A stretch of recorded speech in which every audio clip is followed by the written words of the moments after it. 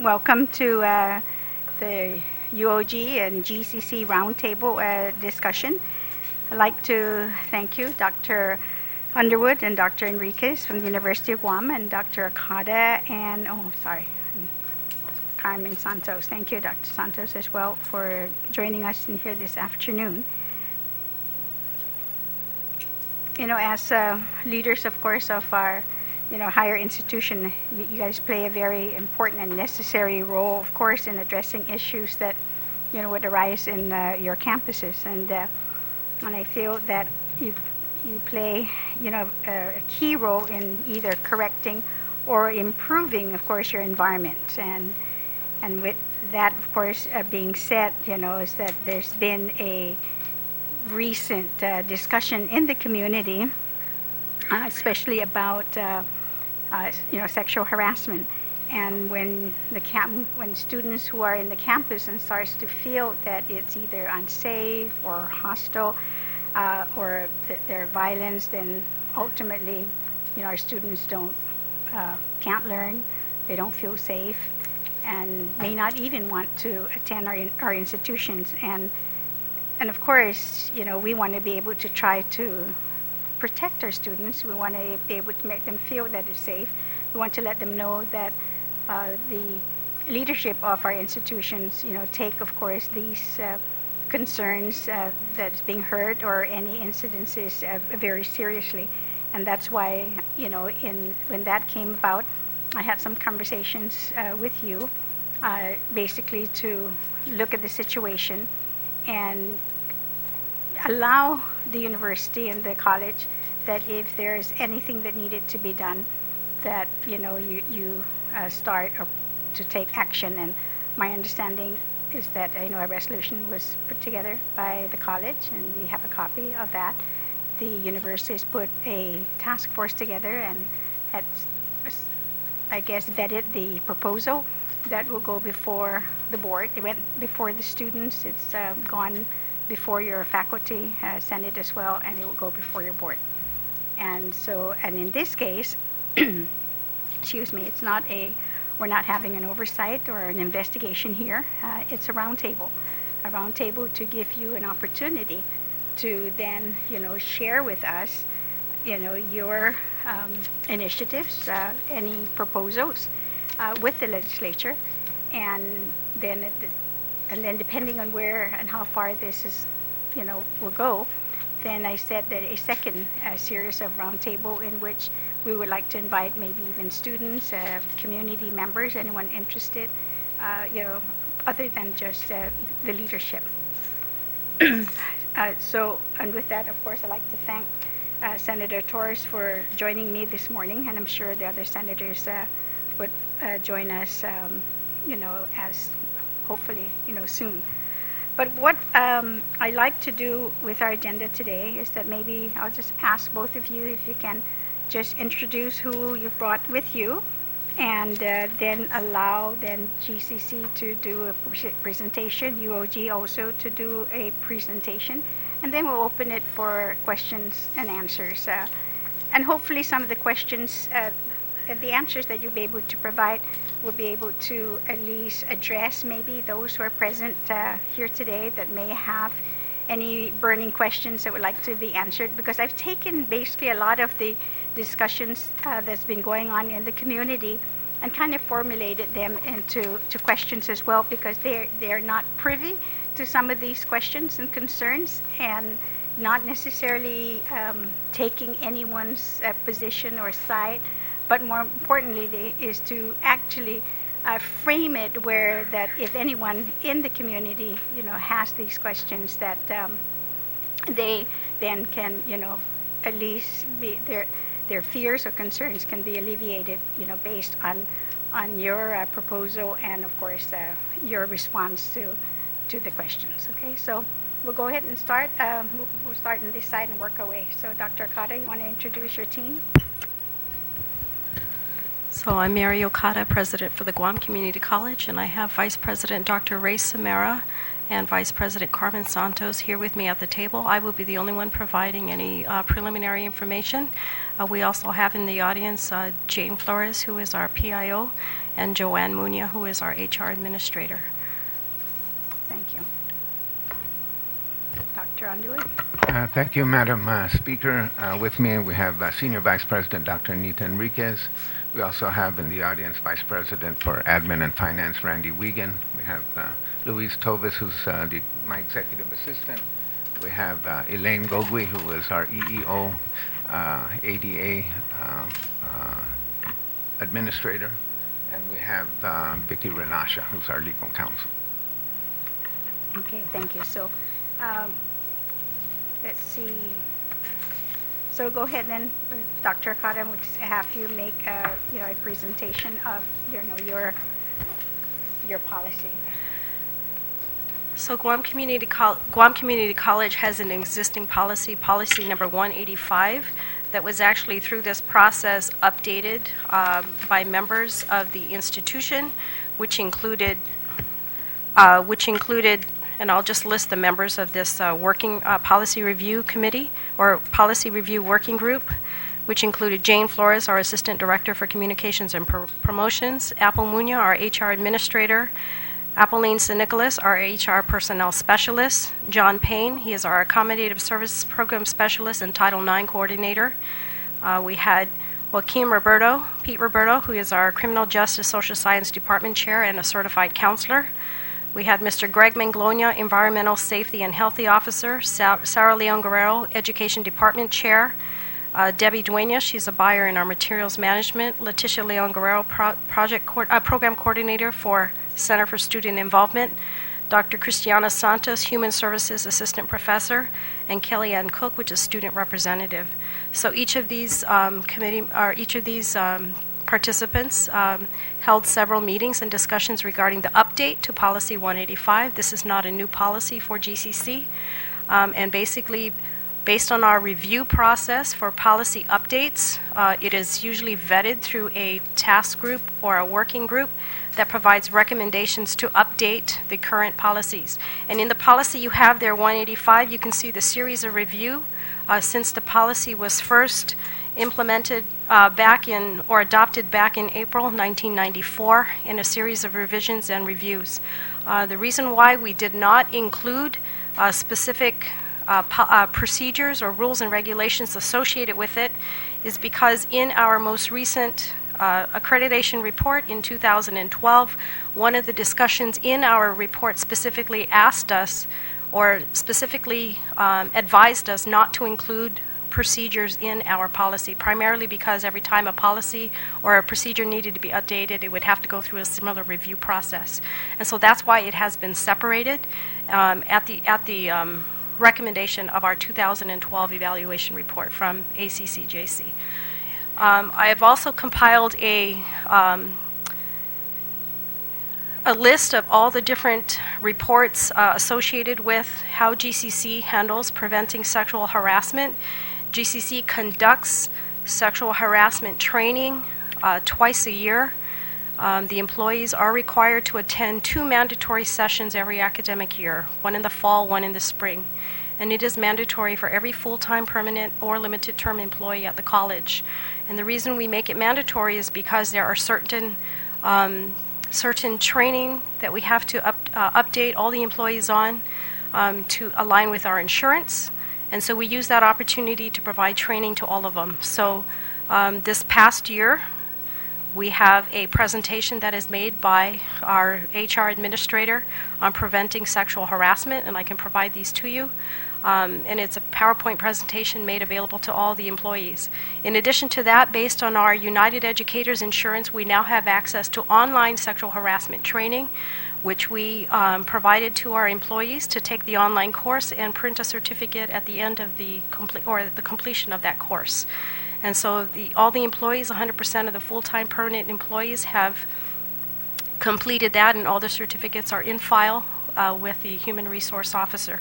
There is a second course that was brought to the employees on February 8th, and they have about a month or so to update the second part or part 2 of the sexual Preventing Sexual Harassment course, which is available online on the GCC website. In addition to that, GCC has conducted over the past several years campus climate surveys. And although the campus climate survey is not specifically to sexual harassment, it does talk about campus safety as one of its components. And so I do have copies of the 3 reports that were generated through that survey about campus safety. One was done in 2005, 2008, 2010. And currently the college is going through a CCSSE survey, which provides information to students, again, as a community college campus. In addition to that, our division, or our Office of Accommodative Services, has put together a Title IX and Sexual Discrimination Campus Climate Survey. It is currently being vetted through the Assessment, Institutional Effectiveness, and Research Office before it is distributed to the campus for that survey to be completed. In addition to that, there are opportunities for the students to have discussions directly with me twice a semester. So I offer Meet the President sessions to the students every semester at least, or 2 nights every semester, so that they can bring any issues or concerns to me directly during the forum or after the forum, and then we document all of those issues or concerns, and most of them have to do with like campus safety, security guards, and stuff like that. And so all of those are documented and part of our assessment and analysis as we start to allocate funds for those particular areas. And then one of the components of our institutional strategic master plan really focuses on providing a conducive learning environment, which incorporates all the different components, including campus safety. And we provide periodic updates during our professional development days or college assemblies to all faculty, staff, and administrators as well. So what you have in front of you is the revised Policy 185, and it will be presented to our board now that it has been vetted through our internal process, and so we plan to submit this to the board barring any changes. Thank you. Thank you very much. And I wrote down some things to ask you some questions later, but we'll have UOG do their presentation. Thank you, Madam Speaker, and thank you for this roundtable and the tone that you have set. The University of Guam is committed to more than just institutional reform in an administrative sense, but a cultural reform in a transformational sense. This is not easy to carry out, but we will certainly make every effort to create not just procedures for making and resolving complaints, but provide for an institution that continues to be safe and caring and treat each member of the university community with dignity, respect, and regard. We will carry out this effort, and we are carrying out this effort with the support of the majority of the faculty, administrators, staff, and students. There may be some discordant voices who will argue that it goes too far or that it's not going far enough. After all, we are a university, and the celebration of diversity acknowledges the diversity of opinions. But the diversity of opinions cannot paralyze the university into inaction. We will move forward while we listen to all voices. We will be guided by the laws that apply and the suggestions that come from the public. But most of all, we'll be guided by the values of our institution, our code of conduct that requires ethical behavior, regard for the rights of individuals, care for those who have entrusted their future with us, and a search for the truth. Adherence to our own values requires us to act and to inform and engage new members to our university community in an ongoing fashion. This roundtable, as has the public discussion on the topic of sexual misconduct at the university, has been beneficial in reminding us of our values as a university. Initially, some members of the university community argued that adults are free to engage in any mutually agreed activity. I reject that, and the university rejects that. We have core values and we have standards.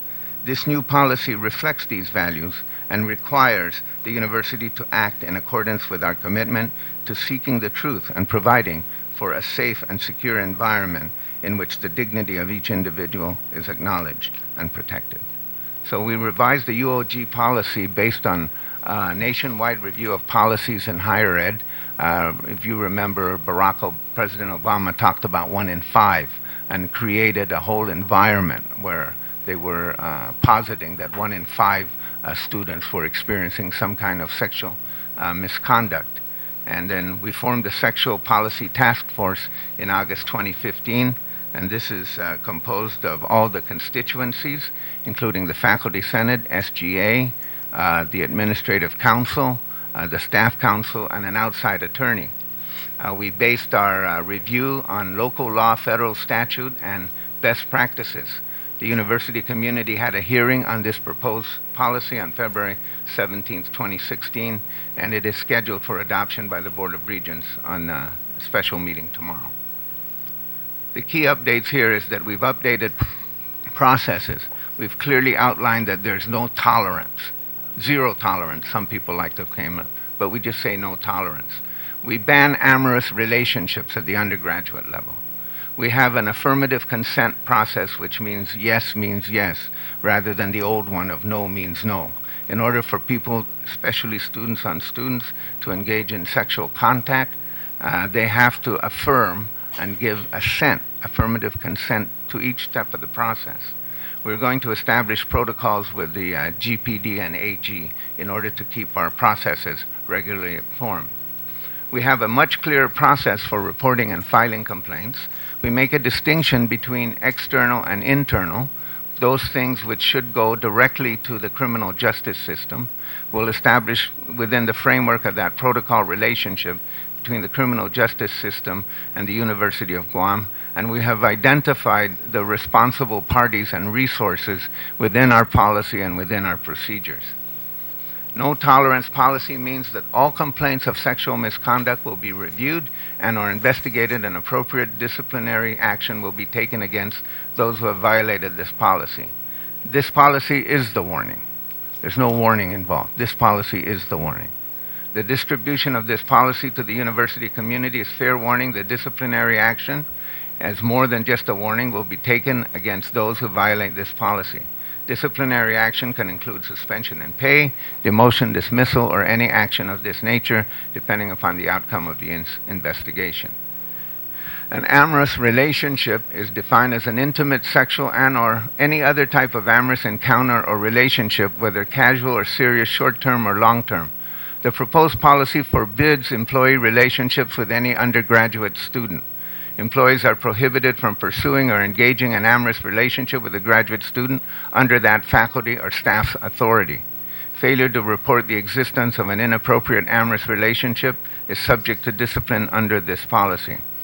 The ban on undergraduates, I think, puts the University of Guam in a handful of public universities that have taken this extraordinary step. It's fairly common in private universities, but I think there's probably less than 10 public universities across the country that have taken this step. Affirmative consent, yes means yes. The university's policy on consent is what has also been termed affirmative consent, or yes means yes, in other university jurisdictions.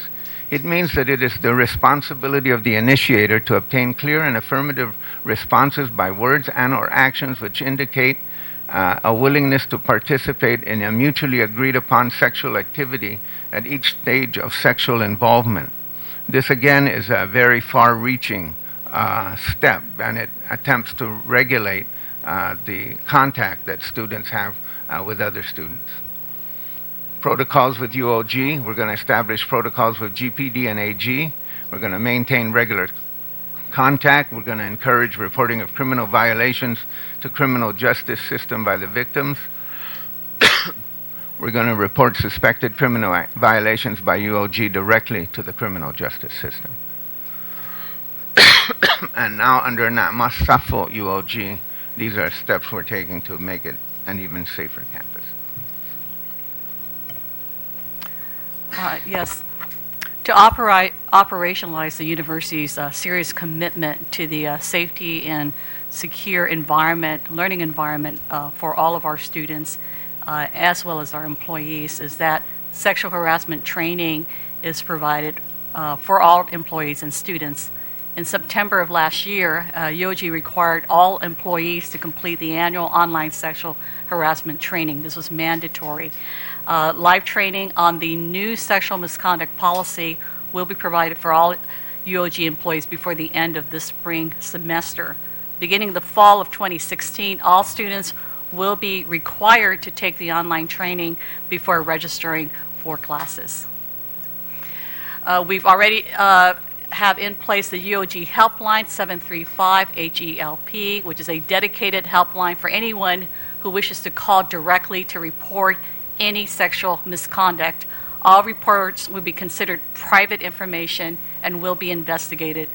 We've also established the helpline website, www.uog.edu/helpline, which is a website providing information about what sexual harassment means, the definition thereof, and also to understand the information and resources about options, rights, and instructions on what to do if someone you know has experienced sexual harassment or discrimination. There's also an opportunity to file a complaint through that particular site and other types of information as well. The information that's received goes directly to the EEO office, which is also our ADA Title IX office, which is directed by the Director of Institutional Compliance. We've also implemented a plan on facility upgrades to include, but not limited to, adequate lighting around the campus for evening classes. We are also exploring updates and expansions for alarms, closed-circuit TV cameras, early warning systems, and more security presence around the campus. A campus climate survey through the efforts of a campus climate survey task force will be distributed in March and used to guide procedures and activities moving forward. In addition, we've authorized new personnel to be assigned to the EEO/ADA and Title IX office to support those efforts. Thank you. Thank you. Thank you very much. Before I forget, let me ask my questions of GCC. Thank you very much for your presentation. And I understand, of course, why, because I had actually asked the question why that we just received a resolution and weren't able to get the full policies. But so maybe later on we'll get a copy of the policy itself. So you have 2 times annually a training for your employees, which is mandatory, but you didn't say whether there are a training specifically for the students. You just have your meet the president evenings 2 times a year also, but the students themselves. So we provide information to students during new student orientation, and that's open to all students, even if they're returning students, so they have access to that. So new student orientation happens every semester, and sexual harassment is one of the topics that is outlined in the presentation. We also have students leading students conferences, which happens once per semester, that is organized by our COPSA, our student leadership, and they provide training there as well. Okay, and your campus climate survey, although you're right, a couple of times, 3 times, you have 3 reports, and it didn't include, of course, sexual harassment. In your new survey, do you intend then to incorporate questions about sexual harassment? The new survey is specifically to sexual harassment Title IX issues, and so this is just being vetted through our research office, and it will be distributed to all the students. Okay, thank you. Do you have any questions for GCC? I was just, Dr. Cotta, I was wondering how much has changed between the prior draft and this proposed draft in terms of tightening up your policy? So in terms of tightening up the policy, and basically I should say that this policy 185 has been around for a while.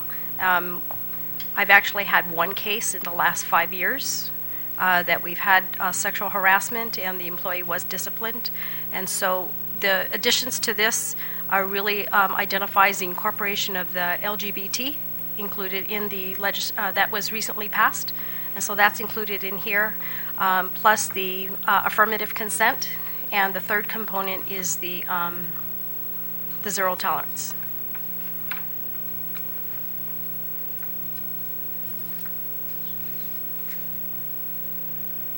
Okay. All right. Sorry, I know I have about 21 questions, so. All right, so this is for both of course, and you've started to say what the differences are, but in employing these new policies, maybe now for UOG, and I know you've given some an overview of what some of those changes are, but maybe if you can just reiterate then what practices then have you incorporated now that is different from your old policy? I think as I've outlined, the major differences are the banning on amorous relationships with undergraduate students and affirmative consent. We also have clarified some of the procedures, and we've also made a strong, indicated a strong effort in establishing a protocol with the criminal justice system to make sure that appropriate information is given for that purpose. I think we're also requiring annual training for all employees, and we're requiring, of course, training for each new employee. And we're also putting in a requirement to report to the EEO by all responsible parties in the university. The university is a big place, and sometimes people try to solve problems on their own, but we don't know about them, or they launch a complaint. So we're in this policy, basically, the definition of responsible person is a very wide definition, includes all full-time faculty, includes all supervisors. And so when they hear something or they get a report, at a minimum, they can handle it any way they want in accordance with the procedures and with the student, but at a minimum, for statistical purposes and for understanding the environment of the campus, we are requiring that information all go to the EEO office. So, okay, 'cause then that's very different, of course, from the public school system, where everybody is a responsible party, that when they hear anything, whether there's any truth to it or not, then it must be reported. But at the university level, I understand, because now these are adults, with the exception maybe of a few undergrads, freshmen, or those who are cross-enrolled, that would be under the age of 18. So, but you're only limiting it to, well, you said you've expanded the definition of responsible parties, but for the most part, then you're saying that at least there's a wide range of them throughout the university, that they should be able to, if they hear or see anything, that they must report it. That's right. There's also a provision for bystander in the policy, in which we're encouraging people who have no specific relationship with the university as a kind of a bystander. I guess it's kind of like a Good Samaritan. Part of it is to encourage them to report as well. So how are the LGBTQ students and staff incorporated into your new policies? And this will be for both of you.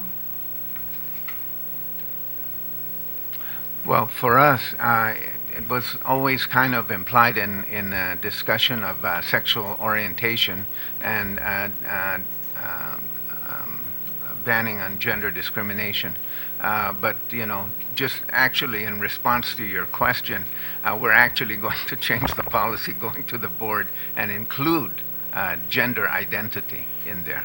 And that's actually in response to your question, so that to make it very clear what we're talking about. Okay, thank you. Dr. Akada? And it's just basically in the definition that it covers everyone. That sexual harassment, assault, fraternization may involve behavior of a person by either sex against a person of the opposite or same sex. Okay, thank you.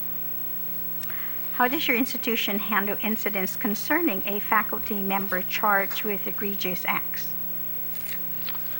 Well, normally, if what we do is we take the report, we make sure that there's a kind of a fact-finding team that is assigned, and then we appoint an investigator of record, and then that investigator submits a report to my office. And then based on the report, the office, then we proceed with an adverse action. And of course, I mean, everyone should understand it's not as simple as that, that there's, even in the policy, there's a process, of course. Yes, of So course. we just Yeah, wanna you know, make sure. the issue there is for the student making the complaint. If a student is making a complaint or a staff member is making a complaint, of course, we have to kind of work with them to see how far they're willing to go and what kind of evidence they can provide. So that fact-finding team, you know, and normally someone like of the rank of the senior vice president will be appointed to that. Then we'll usually appoint a couple of investigators who will then go out and do the fact-finding. Then they provide the information. Then one person gathers it and then submits it to my office for further action.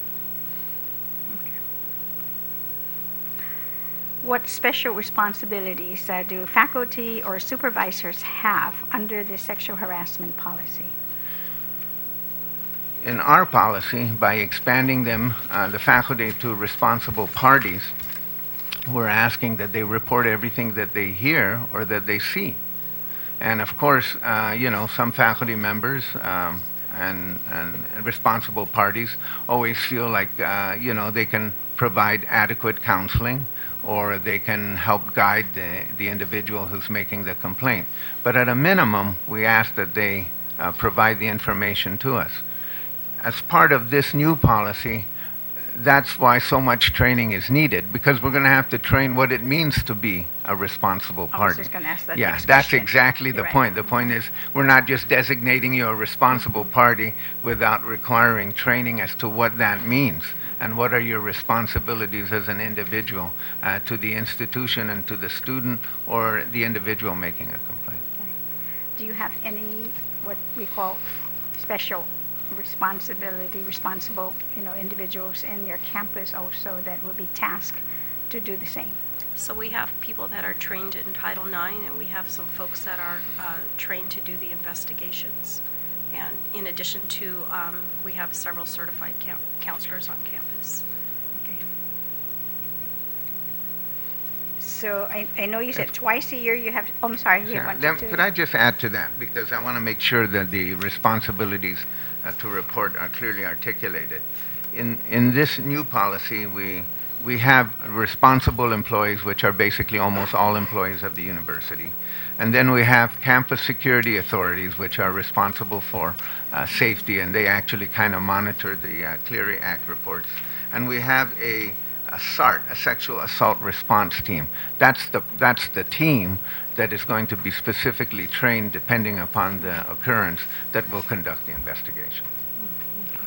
I'm sorry, I didn't even give you the opportunity, Dr. Cotta, about handling incidents concerning a faculty member who's charged with the egregious acts. So that's all taken care of in our disciplinary action process. Yep, so we would just use the same process we would for other disciplinary action. It's not a special process. Okay. All right.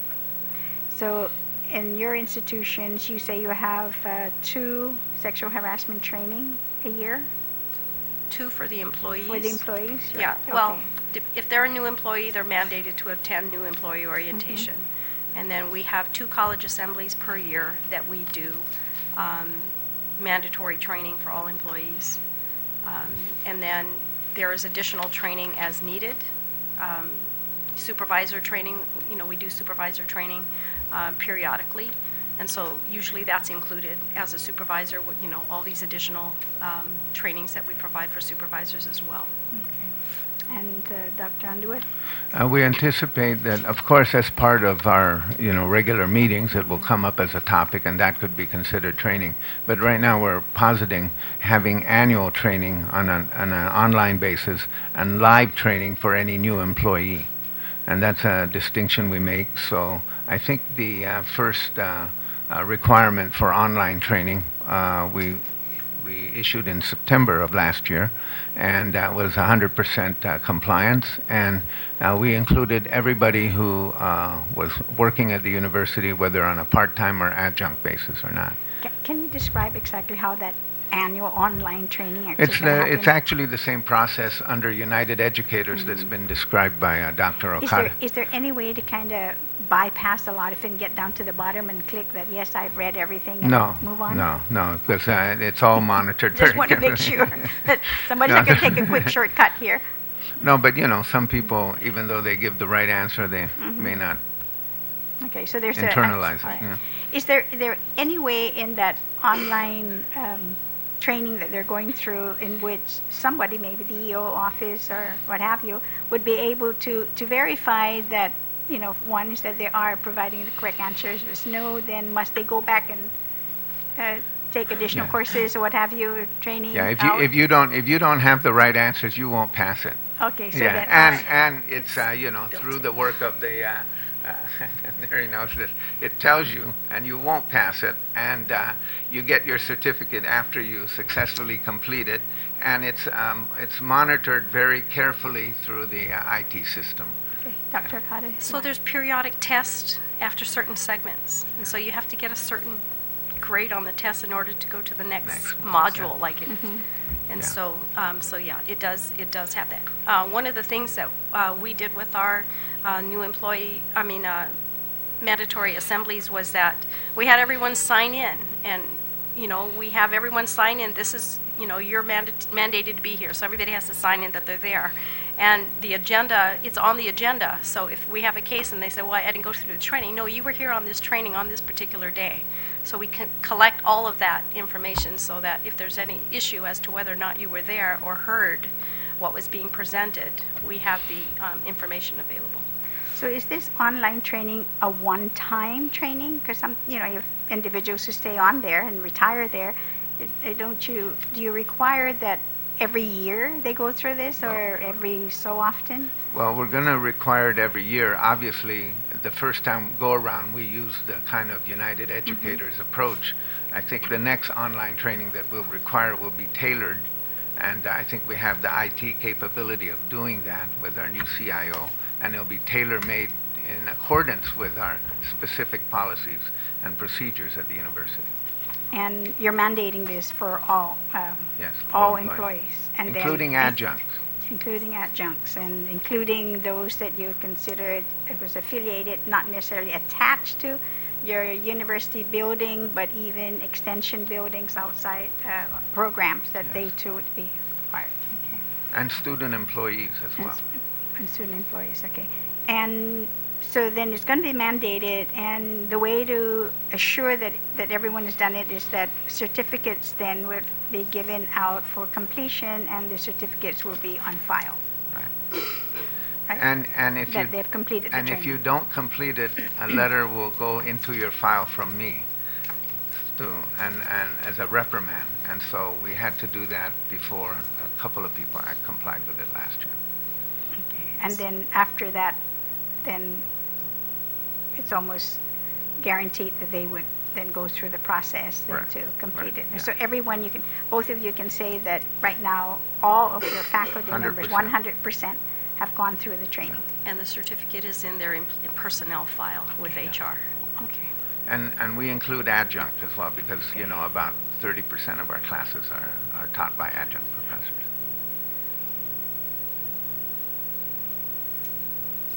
How does your institution handle false allegations of sexual harassment?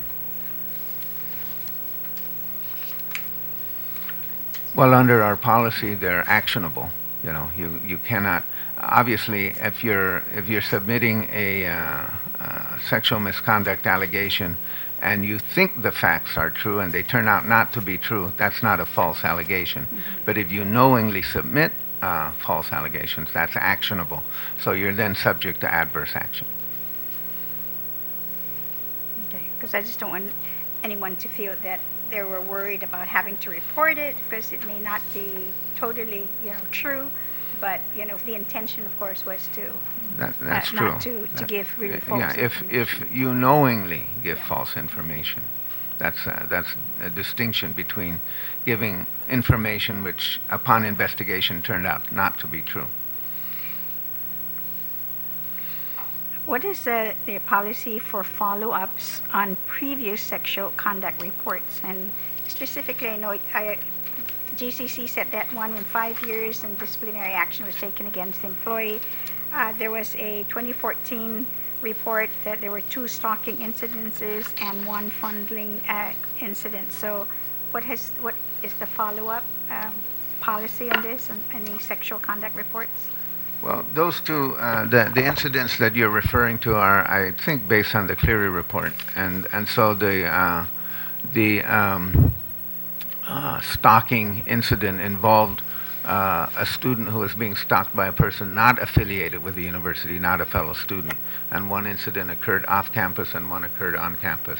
So we offered the person security on campus, and so we think that was resolved. The other was the other fondling issue involved a student who was not a resident. I'm not sure. It's not clear whether it's a student or not a student. Nobody really knows. Went into the dorm and attempted to fondle some students. The police, the G4S, summoned the police, and then they tried to track the individual down, but they were unsuccessful. Okay. But you do have security then for the dormitories? Oh, yes. The G4S is there 24 hours, and their office is actually right in the dorm area. And I'm going to go off a little bit to what you reported, that you're now going to require that, or thinking of putting TV cameras and alarm system, security presence. Can you speak a little bit to that? Is that something that will happen in the future, or you currently have it in the system? We do have some closed-circuit TV cameras already installed in some of the facilities. We are in the process of procuring additional in the other buildings in light of obviously the possibility of anything could surface, and so we just have other things that are already in motion. Obviously, with the procurement process, that does take a little bit of time. In the meantime, we're doing everything possible to try to mitigate any concern regarding safety while we get everything in place. So everything is, has already rolled out in terms of initiatives. Lighting, we've already mobilized that, especially in dark parking lot areas. The students are very pleased about that, and certainly other parts of the campus in which, that we already identified gaps that certainly need to be closed. And we already have cameras in the dorms. I'm sorry, Dr. Okada, and please feel, ready to just jump right in about handling of false allegations of sexual harassment. You're not getting away with this. It's all handled through the disciplinary action in accordance with our personnel rules and regs. And I know you did mention, one other case. Okay. All right. Okay, this one will be a little bit longer. At other institutions, after consulting with a confidential counselor, any person may decide to take no further action. Such a decision is completely within their discretion. Understand you can't force them to report it. Because of the confidential nature of the counselor-counselee relationship, seeking advice from a confidential counselor does not constitute reporting an incident of harassment. Are confidential counselors available to discuss harassment issues on a confidential basis? And if so, how do the confidential counselors impact reports? That's a very kind of awkward situation, because the individual is free to request counseling, and that counseling becomes confidential, and they may decide not to pursue anything but just seek some kind of support services. We have that through the Violence Against Women program on campus, and most of the cases they deal with are actually violence against women off campus, but they affect students. And we have also ESA, and we also have partners with the community agencies, so that if a student doesn't feel comfortable with either one, we'll try to make arrangements with an external counselor. But we do we encourage, at least for statistical purposes, that people be to report it to the institutional compliance officer, so that we have a broader understanding of our actual climate. And it's, if they really insist on confidentiality and do not want to be recorded at all, then that's a very difficult situation. But we're hoping that we're encouraging it simply for the recording of it as a statistical matter, not any way that would identify the individual. One of our colleagues had asked if I could ask this question, that will the university hire licensed mental health providers to make available qualified counseling services to support victims coming forth with their reports and to assist them as they move through the adjudication process? Well, that's part of our new personnel that we talked about earlier. Okay. All right. I'm sorry if you have any questions. Help me anytime. Yes, yes.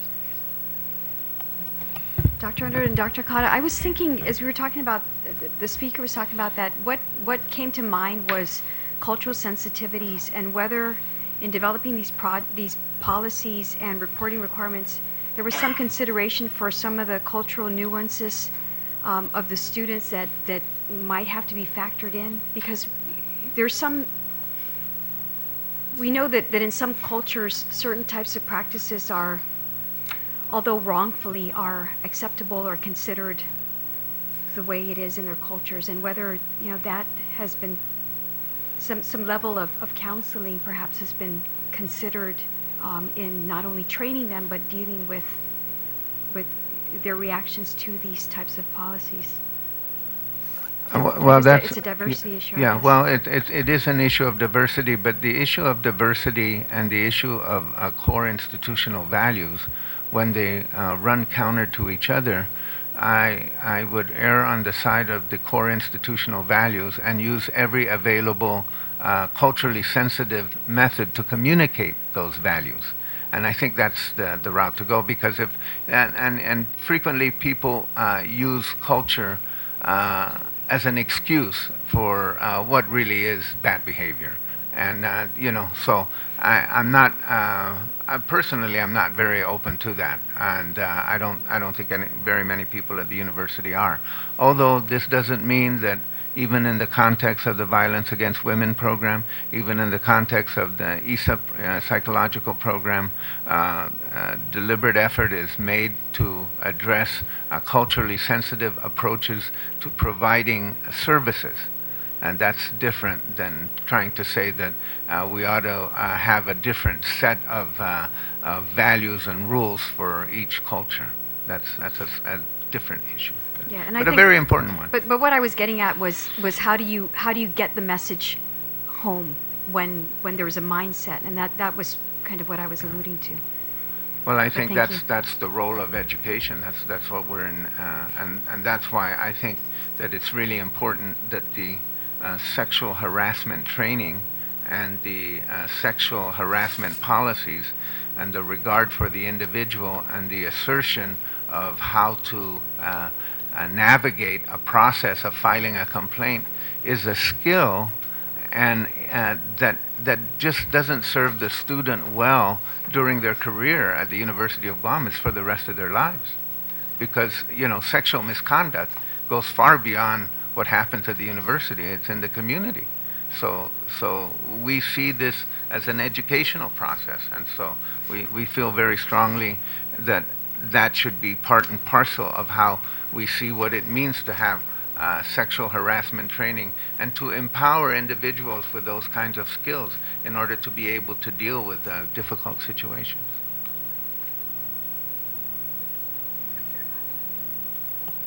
Her question? Nothing to add. Just it's all in the in being able to, and we do have counselors that have met with students of different nationalities, and on to some what is their culturally accepted processes or stuff like that. But we and they are trained. They do undergo some diversity training, but it really is on the communication efforts. And how, and just to get the student to understand what their rights and roles, role of the institution, and what their rights are as a student. The policies that you have they are they meeting the intended, at least minimum standards or requirements of federal law, Title IX? I think ours go far beyond it. Okay. I think they do. I want to make sure you say Yeah. that publicly, Dr. Okada. 'Cause I Yes, know- and our policy does refer to all federal and local rules and regulations. Okay, thank you. Is there amnesty for students who are under the drinking age who report that he or she is a victim of sexual conduct? That is not written specifically into our policy, but I believe we would grant amnesty in those situations. And we did a review of policies in other institutions, and I think one institution mentions that amnesty would be given for that, while the others just kind of imply it. And I think we would certainly grant amnesty in those situations because the incident that's being reported is of far greater gravity than the other incident. Okay, Dr. Okada? Yes. Yes. Does your Well, I like that answer better. I should have just said that. No, because you don't have it. I looked for it. And I it's know not there, we don't, so- but I've noticed that it exists in other places. But Yes. I should have just said yes. Okay, no, but it's good. Does your institution here in this case, now both of you, yes, indicate that you do perform campus climate surveys that include questions regarding sexual assault? Now you're going to have it. Dr. Underwood, you do. You've had it. You had a campus climate survey that was done, and was it published or reported back to you, the results? Yeah, the results of the survey that you're referring to Yes. were reported to me on Friday, and I want to say that we're very glad that the results actually help bolster our case for the policy that we're going towards. So we feel that and I know I had encouraged Dr. Bowman to do that survey. So, but very good survey, and we're very grateful for it. Okay, yeah, because I read the report as well, and I think it's definitely something that you should take note of, and Yeah. hopefully then that there would not just stop with this particular survey, but No. to continue to do the survey. So and the to- survey that Dr. Enriquez referred to is actually that's a 5 faculty member plus a student who's developing that survey, is actually now coordinating with Dr. Bowman to make sure that the survey is stronger.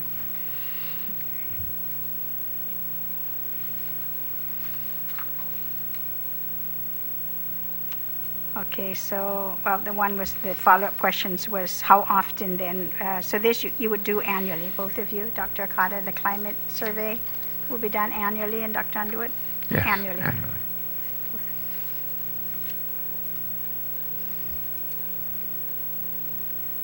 To what extent are campus safety orientations for freshmen or new members or parents are available? Well, we have a campus safety part of every freshman orientation, and it also includes we have specific orientations for parents as well, and so that's also part of their orientation. In the future, and also the Violence Against Women program is mandated to make sure that every new student understands the nature of that program and sexual harassment. So they attend all the freshman orientations, they send a message, then they find a way to figure out who went to the orientation, who didn't go to the orientation, and they communicate that information to them. I think in this environment, we're going to have a special responsibility to work with the high schools maybe starting this semester, maybe into next year, where we're going to advertise what our policies are, and thereby also prepare student packets that go out to parents so that they understand our policies as well. So when you say this is for every freshman, so that means in every semester, then you're actually doing this? It's Yes, not every just at semester, the beginning yes. of the fall? That's true. And Every Dr. Okada? So we don't offer campus safety orientation to parents. Some of our students are 50 and 60 years old. So we have a diverse group, non-traditional students.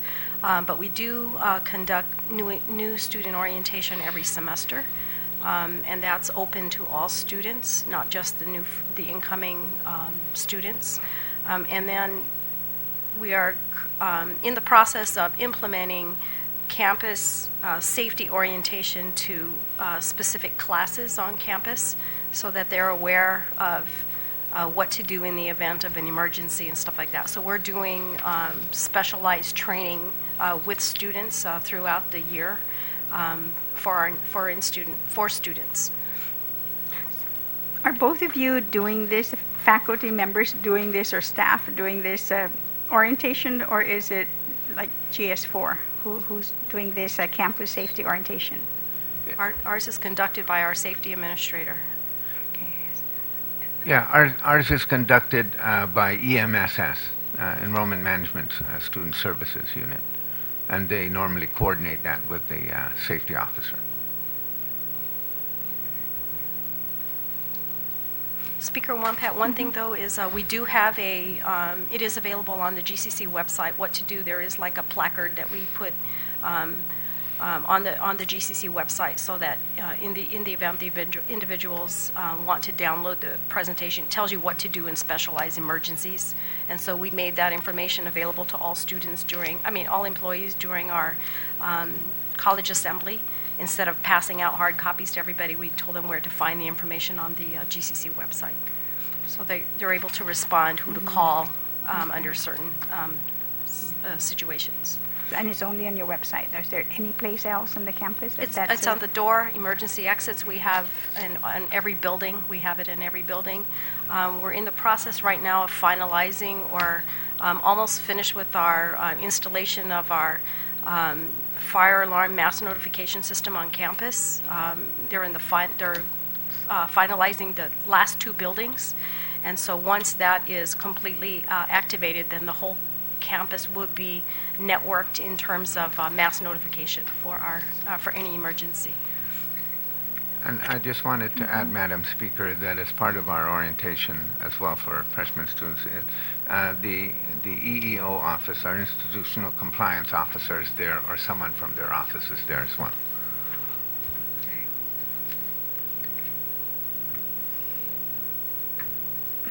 Does your institution employ conflict resolution or mediation practices? And if so, how do parties request for this method, or how does one go about requesting for this? We have a faculty-to-faculty mediation process. Unfortunately, no one's availed themselves of it, so sometimes these struggles kind of go on and on. But we certainly encourage its use. In terms of mediation, we have used mediation in a couple of instances with limited success involving a grievance. But I would have to say that in most instances, grievances are avoided through conversation in a kind of a form of mediation. So initially, I would say that probably at least 50% of intended grievances are resolved through conversation and mediation. And that's handled at the dean's level in conjunction with the SVP and in conjunction with faculty representatives. And we've had, we do that on a very regular basis. We just did that about 2 weeks ago, involving a possible faculty grievance. So we do use it quite regularly, actually. So 50% of the time only that they were resolved through. Yeah, and then mediation. Sometimes they go through the grievance process, and then that grievance process itself, has an end to it that's defined by the board union So the other contract. 50%, does it just go on and continue? No, we resolve eventually it. We through a resolve it grievance? through Okay. mediation. I'm saying that most of the time people are satisfied that the conversation has alleviated their concern. Okay, Dr. Akata? We do have our Title IX coordinator is actually trained in conflict resolution, and we have used the services of resolution and mediation externally. We've used Inafat Malik a couple times, and it's usually used as part of a settlement of a grievance or a complaint. Yeah, we've used enough Maulik. I was going to ask you that question. Thank you Well, for okay, well, reminding us. all right, real good. How do the new policies consider complaints about students and staff claiming that they have been retaliated against despite policies in place? Well, and of course, if a person feels that they're retaliated against, then of course they can file a complaint on the basis of retaliation, and we'll deal with that in the same way that we deal with any other complaint. So you know, and in our institution life in the past, just as a reference point, we've had 6 claims of retaliation, 3 internal.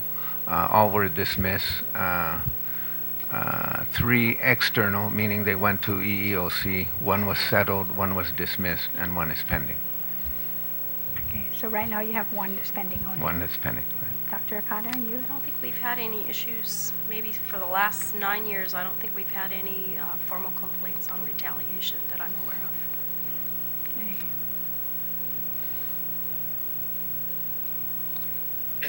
How do the new policies then consider appeals for charges regarding retaliation or any other reports?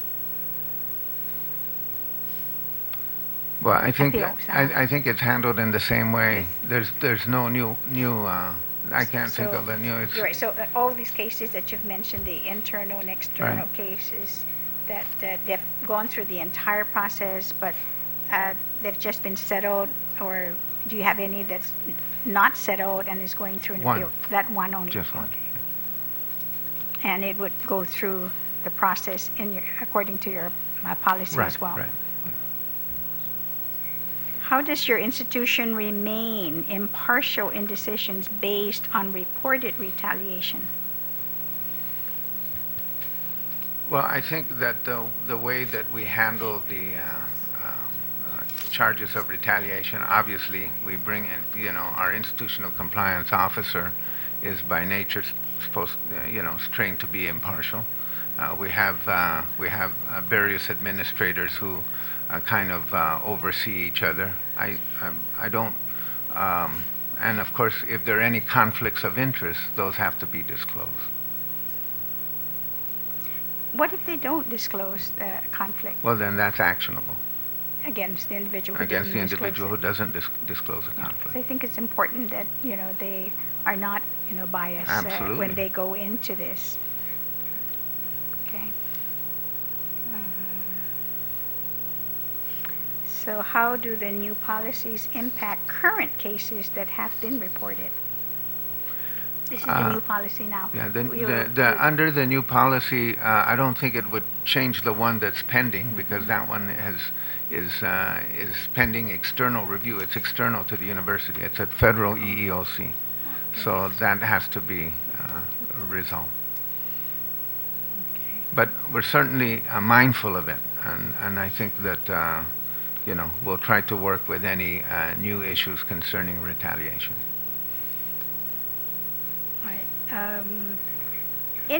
When we were looking at your website for the policies on continuous and recurring policy review and acknowledgement, says there must acknowledge before being able to access. Oh no, I'm sorry, that's different. That's going to be my recommendation. I'm jumping ahead. All right, 2 more questions then. What procedures do your institutions have in place that? Well, I guess maybe you really answered that because you said beyond Title IX. Right. So your policies and procedures are consistent with Title IX. And so what was the one that was beyond Title IX? Because I know with federal laws, you can't. The banning of consensual just that, relationships at okay. the undergraduate level. That, okay.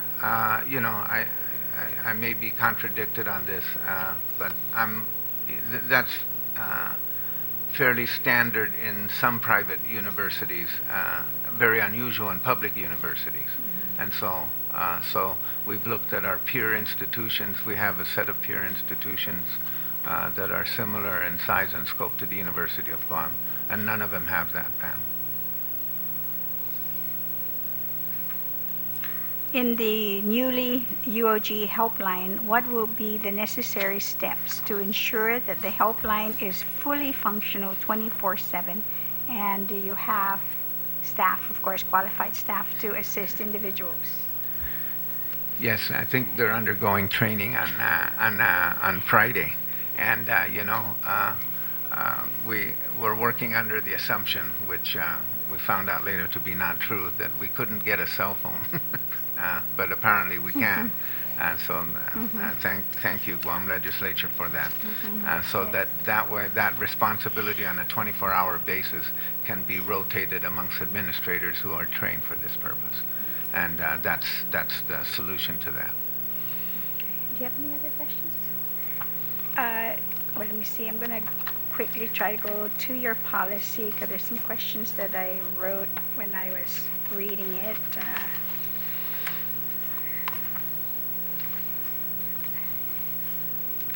Oh, you guys gave me the one that I didn't mark in. I do? I do like your section on the amorous relationships. I think that there's some very, very good and tangible things that really should be applied government-wide. I appreciate it very much. I mean, I think that we deal with a lot of issues with nepotism and that sort of thing, but this actually goes to The heart of the matter. Yeah, the heart of the matter that compels people to do things that really aren't up and up, and I appreciate the thoroughness of it. I found that particularly interesting when I was reading through this. And part of that is the university, and I appreciate the fact that the average age of our students varies widely, and I think the average age of people who go to community college, they have very non-traditional students, and for us, the average age of the undergraduate at one time was as high as 26, but since we've been recruiting very successfully straight out of high school, it's now dropped to 22, 23 years is the average age of an undergraduate, and sometimes we fail to acknowledge that these people are out of high school and they have no institutional experience in order to know how to deal with someone who's in a position of authority. Very impressionable. But I was going to joke with you as you were talking. I thought you were banning amorous relationships amongst students. I heard that phrase and I thought, oh my goodness. I read through this and I thought, your enrollment is going to quadruple if you can assure parents that their children are banned from amorous relationships. So I had to dig through. I know that's not what he meant, but no, I thought it was kind of funny. That's not what I meant. Although the relationships between students is more strictly regulated in this, and to some extent, I believe that will be the more difficult issue to navigate in the future, because the extent of, even in the survey that was recently done, the number of potential sexual harassment complaints. By the 111 students surveyed, they said 7 were about professors, but 28 were about other UOG students. So that issue is slightly different, and it more approximates, I think, what goes on in the rest of the country. But when I brought up diversity, I was thinking not so much about any cultural group. I was thinking even as basic as our local culture, where hugging and kissing is the normal acceptable greeting pattern, and that can be misconstrued as something. So when I was talking about diversity in counseling, even something as basic as that has to be taken into account and properly counseled, because it can be problematic where inadvertently you commit acts that could be perceived as inappropriate. But thank you very much. Thank you. Okay, I found my notes. All right.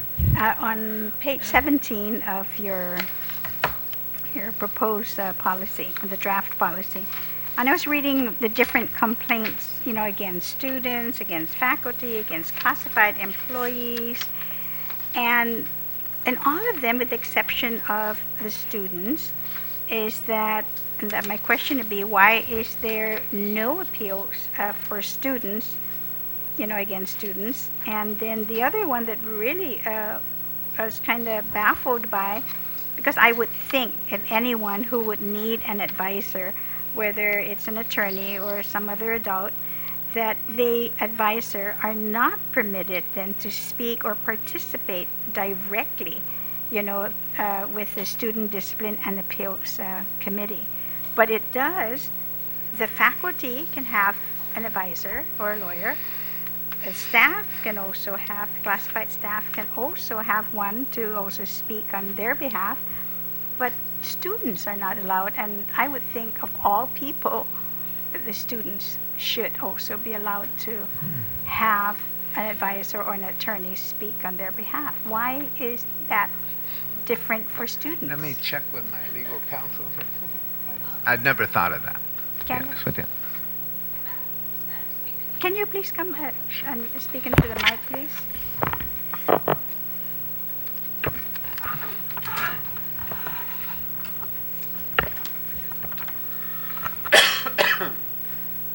This policy was by the students actually in 2008, and so it was vetted by the students, and it's the students themselves actually that did not want to have this language changed. Certainly, the administration would not oppose for them to have an advisor to speak, but I think in these types of hearing it's more effective if the advisors do not speak. Now they can write notes and hand it to their clients, or but this is the way it's been, and it was updated in 2008, and there wasn't any call for it to be changed.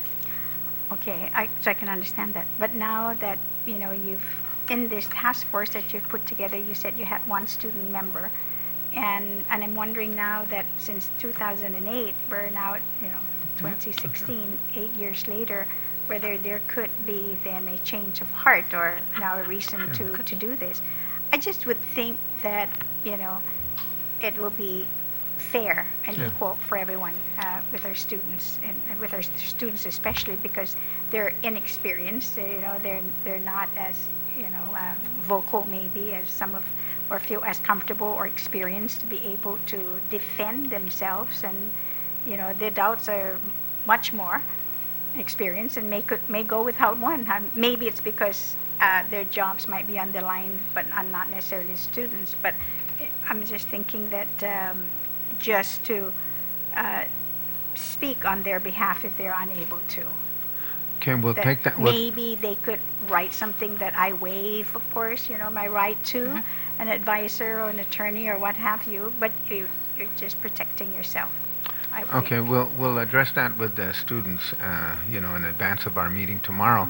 I would add that part of that, I'm not saying that this is necessarily a justification for that, but part of the nature of student committees of this is that they're composed a lot of students in them, and I think some of them might have felt that it would be intimidating to have, some high-priced attorney come in and kind of. Yeah, work that. I think that that's, you're right. I I think do that's, understand that was that, the concern, but we'll certainly raise that with the student. Okay, well, good. And then finally, let me see again, where did I leave off?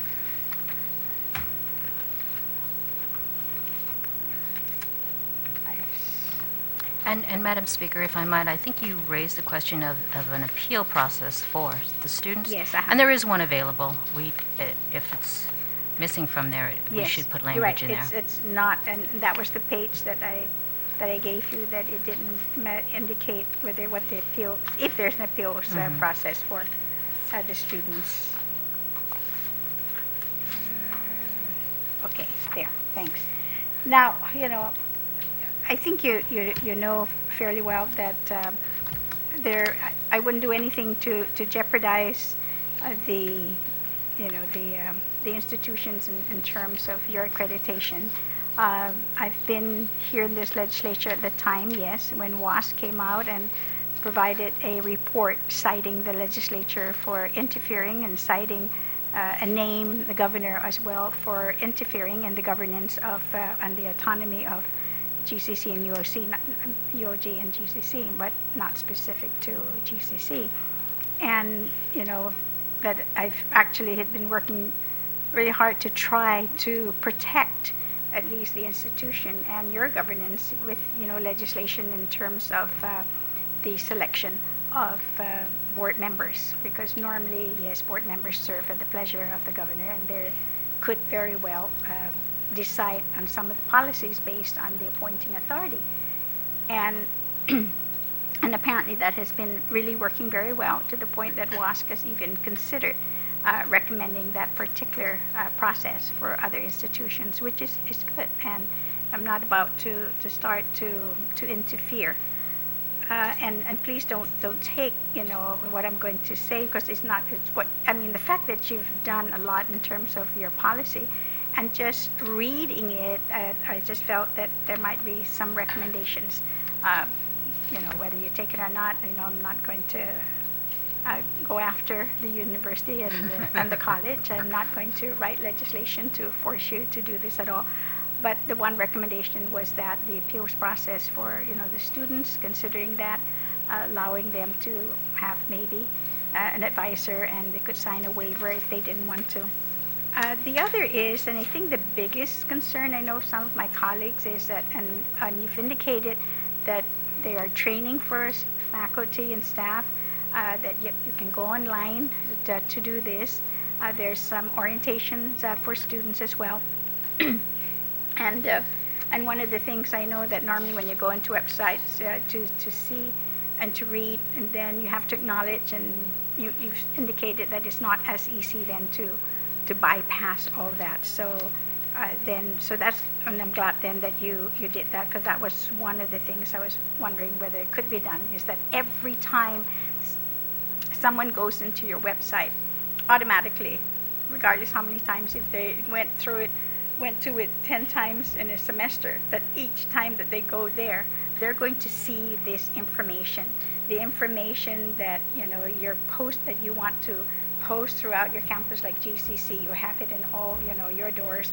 I know in every one of your buildings you have your secured clear glass bulletin boards, whether they should be posted, there.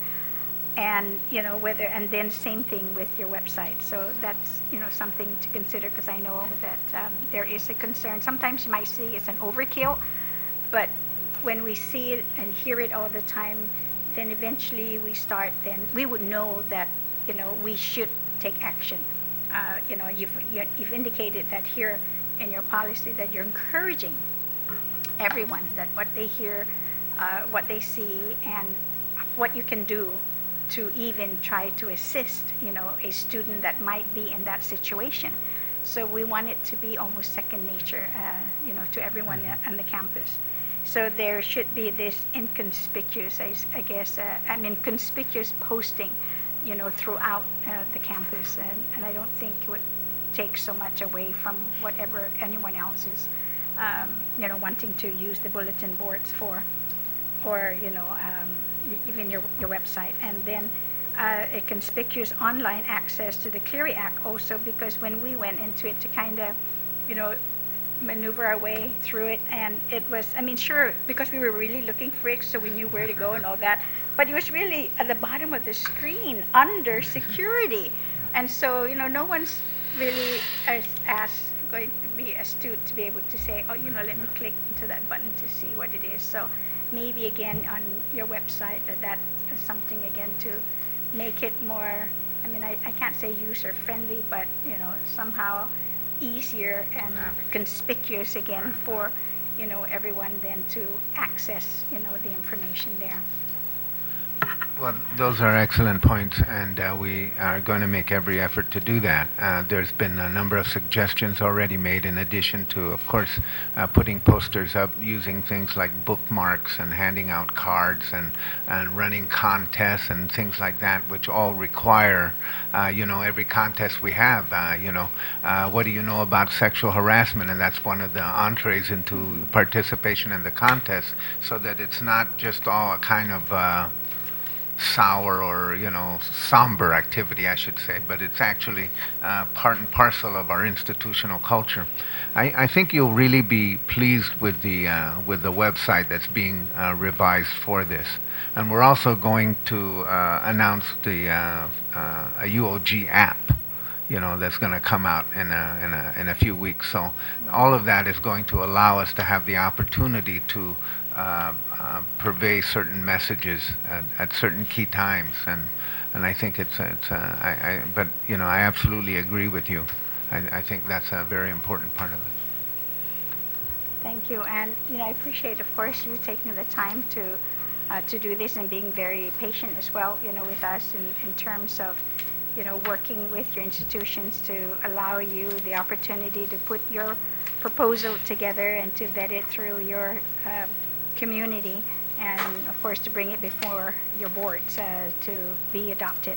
I'd like to also assure that all those who are here today that this is only the first of several roundtables that I like to be able to conduct. I'm using the experience that I had at one time when we did something similar to this with DOE on bullying, not realizing that we were spending 3 nights up to midnight because there's just so much interest and people wanted to speak, and so we did have to do one with the school administration, one with the students, one with the parents, one with the law enforcement agencies. So the next one that I want to schedule as soon as we get our scheduled days for the use of the public hearing room is that I like then to invite then students and interested members of the community and faculty and staff, anyone who is interested and would like to come before the legislature. I'd like to also take this opportunity to encourage those out there based on rumors out there, talks out there about alleged, and I say alleged because I don't know any that has really gone through except for the one case right now that's going before the courts, that I encourage you to please speak to the administrators on the school campuses, and let them know. And if you don't feel comfortable, then you feel much better to go to the police or the attorney general. By all means, report it. It's been reported that 68% of sexual harassment has gone unreported throughout universities and colleges in the nation, and I'm sure that if there are cases, and this is a case, of course, that no one feels very comfortable coming forward to speak about. It's very difficult, very private. Sometimes for others, they may think that they're at fault, whatever the case may be.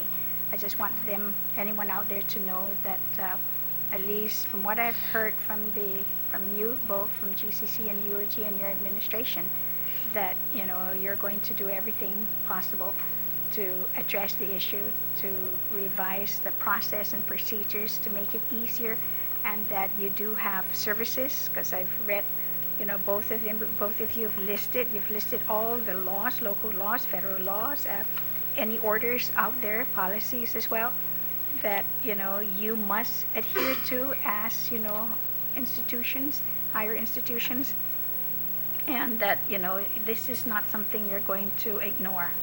And and I want this, of course, everything that we're doing to be open and transparent, and more importantly to improve and strengthen whatever policies you have, so that from here on in, hopefully then like we'll have 1 in 5 years or 1 in 9 years or whatever the case may be. But I just would like to see a reduction instead, and I want our everyone to feel feel safe, but to not be fearful of having to report this, whether those who are the victims or those who may have seen or heard of an incident. So I want to thank both of you very much for coming, and thank you, Senator, for joining me as well. So this then concludes the first series of our roundtable. Thank you so much. Thank you.